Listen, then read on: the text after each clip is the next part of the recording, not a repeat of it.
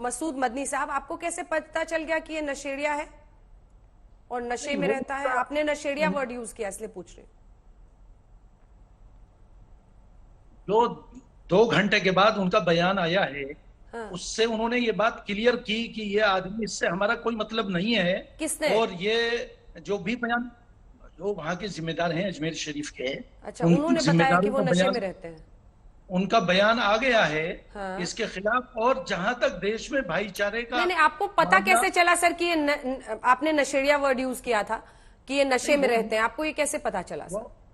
ये उनके, अंजना जी, उनके बयान से पता चला, जो बाद में 2 घंटे के बाद उन्होंने फौरन हाथों हाथ बयान जारी किया कि ये आदमी बिल्कुल बेकार है, इससे हमारा कोई मतलब नहीं है। हाँ। इसके खिलाफ कानून कुछ भी करे, हम कोई इसके जिम्मेदार नहीं है। क्या आप उन्होंने ये तो नहीं को... कहा था कि वो नशे में रहता है? ये भी कहा था शायद ये भी कहा था, शायद। अब शायद पे आ गए आप। ऐसा कुछ भी नहीं कहा था सर। ये अभी अभी की ताजा तरीन प्रोपेगेंडा है जो छेड़ी जा रही है कि ये तो नशे में रहता था। ये ताजा तरीन प्रोपेगेंडा आपने निकाला है, क्योंकि कल जो बयान आया था उसमें मेरी जानकारी के हिसाब से, मैं फिर भी वेरीफाई कर ले रही हूं, कल तक ऐसी कोई बात नहीं थी कि वो नशे में रहता था। अभी आपने देखिए कैसे बैठे बैठे हाथों हाथ मिसकोट कर दिया। आपने कहा पहले कि उन्होंने कहा था, आप कह रहे हैं कि शायद कहा था। यही गलत बात है ना। ऐसे लोगों को जब हम डिफेंड करते हैं, जब हम उनको बचने का कानून से एक राह देते हैं, देखिए कल का इसका जहरीला वाला वीडियो पहले का, और उसके बाद से आज इसको पुलिस ट्यूटर कर रही है।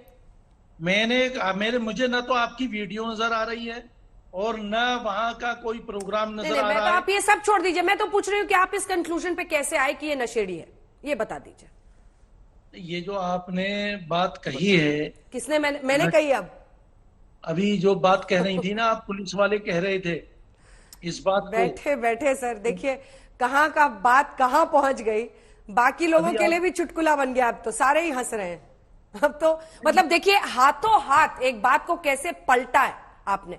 यही अफवाहों की हम बात कर रहे हैं। यही जो व्हाट्सएप पर अनाप शनाप लिखा जाता है, कुछ का कुछ बना दिया जाता है। अभी अभी खबर ये आई कि बीजेपी आरोप लगा रही है कि पुलिस ट्यूटर कर रही है कि बोल नशे में बनाया था।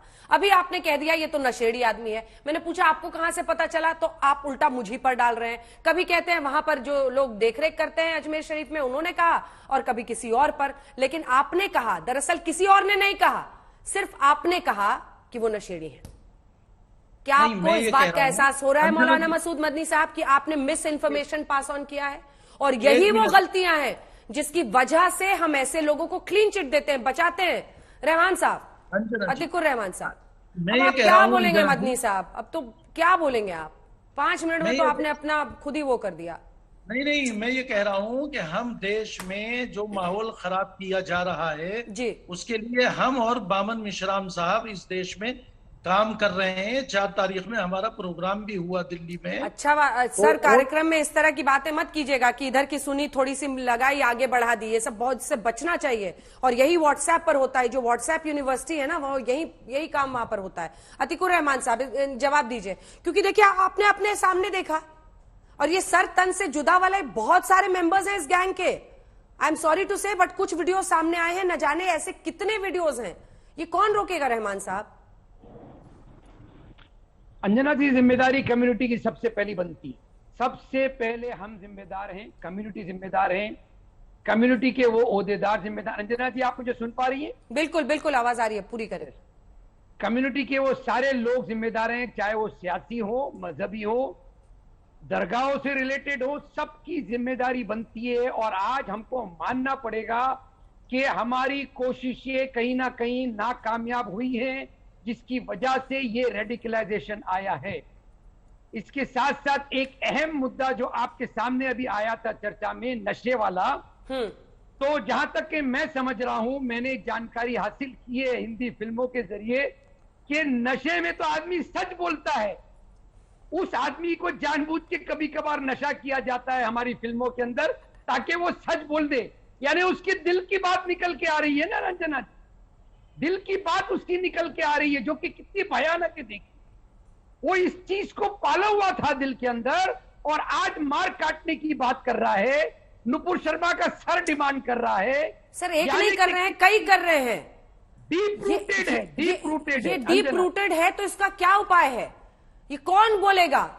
क्योंकि अगर एक भी वर्ड ऐसे लोगों के खिलाफ बोल दिया जाए, किसी के खिलाफ बोल दिया जाए, तो फिर होता है कि ये तो इस्लाम का अपमान हो गया। अब सवाल है कि इसमें कोई खादिम है, कोई मौलाना है, अगर वो इस तरह की बात कर रहे हैं सर तन से जुदा, आप देखिए किस तरह की भयावह स्पीच है। टीवी पे बैठ के सब अच्छे बन जाते हैं कि हम तो दोस्ती के लिए कार्यक्रम करते हैं, लेकिन वो नहीं होता है। कंप्यूटर बाबा, आपसे एक रिएक्शन। अब राजू, जो महंत राजू दास हैं, वो ये कह रहे हैं कि अब लीना से हम बोले कि तुम्हारा सर तन से जुदा होगा। मतलब यही करने के लिए हम बैठे हैं क्या, कि जो कट्टरता और बुरी चीजें हैं दूसरे धर्म में, हम उसको अपनाएंगे? क्या जरूरत है इसकी?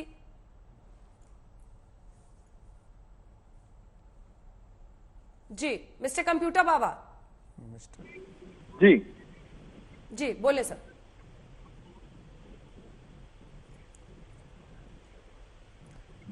आवाज नहीं आ रही क्या सर? हेलो, जी जी, आवाज आ रही है आपको सर? ईयरफोन में? जी आई आवाज। बोले सर। मैंने कहा महंत राजू दास भी कह रहे हैं कि लीना के लिए कि क्या अब हम भी आपको बताएं सर तन से जुदा, ये सब बोलने की क्या जरूरत है? आवाज नहीं आ रहा। मैं अंजना जी, ठीक है, एक बार अन्य मेहमानों से भी ले लूं, मैं फौरन आपके पास आ रही हूँ। ठीक। महंत हनुमानगढ़ी के महंत राजू दास जी हमारे साथ जुड़े हुए हैं। महंत राजू दास जी, जब आप साक्षात ही बैठे हुए हैं तो आपके बारे में दूसरे से क्यों पूछना है? क्या जरूरत आन पड़ी सर आपको ये बोलने की? क्यों बोला आपने ऐसा? देखिए अंजना जी, मैं अभी तक सबको सुन रहा था, ज्यादा समय आपका नहीं लूंगा, आपका समय बहुत बेशकीमती है। पहले तो इस शो में जो भी लोग बैठे हैं धर्मनगरी अयोध्या से, महाबली हनुमान जी महाराज की तरफ से ढेर सारा आशीर्वाद।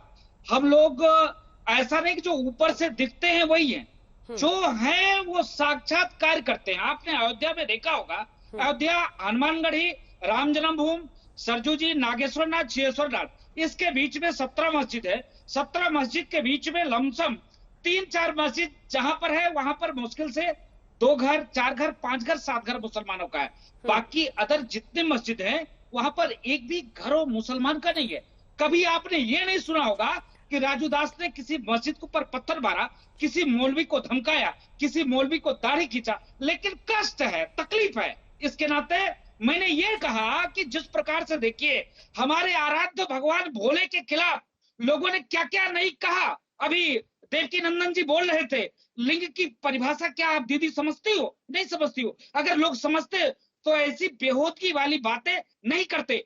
जिस प्रकार से अभी महोदय बोल रहे थे कि वो नशा कर लिया था, अरे क्या पूरे देश के मुसलमान नशा कर लिया था क्या?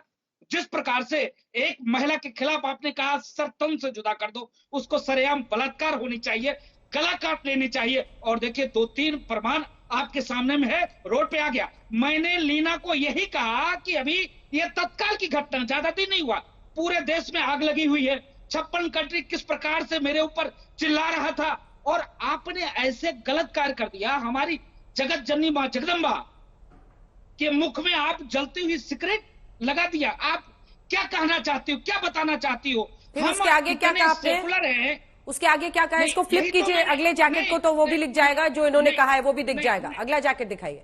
हाँ, क्या कहा था? ठीक है, नहीं मैं बोल रहा हूँ, मैं आपके सामने प्रत्यक्ष हूँ। लीना चाहती क्या हो? जी नहीं, यही तो मैं आपको बताना लीना चाहता हूँ। चाहती क्या हो? हाँ, उसके आगे?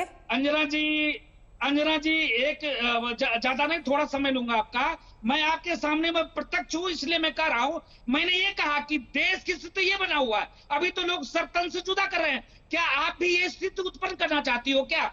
बार बार सनातन धर्म संस्कृति की मजाक उड़ाना, किसी हिंदू देवी देवताओं के बारे में ऐसी टीका टिप्पणी करना कौन आपको अधिकार दे रहा है? हिंदू सहनशील है, इसके नाते आप ऐसा कर पा रहे हो। अभी कट्टरपंथी क्या कर रहे हैं? आप क्या ये स्थिति उत्पन्न करना चाहती हो? ये मैंने कहा। आपके टीवी चैनल पे भी मैं ये चीज पुनः मैं बोल रहा हूँ। हाँ, हमने कहा कि क्या आप ये स्थिति उत्पन्न करना चाहती हो? हम आप हिंसा भड़का रहे हैं, इसको उकसाने वाला बयान माना जाएगा। मत बोलिए ऐसा। इसकी इजाजत न कानून देता है, न संविधान देता है। अंजना जी, ये देश संविधान से चलता है, पुनः मैं कह रहा हूँ।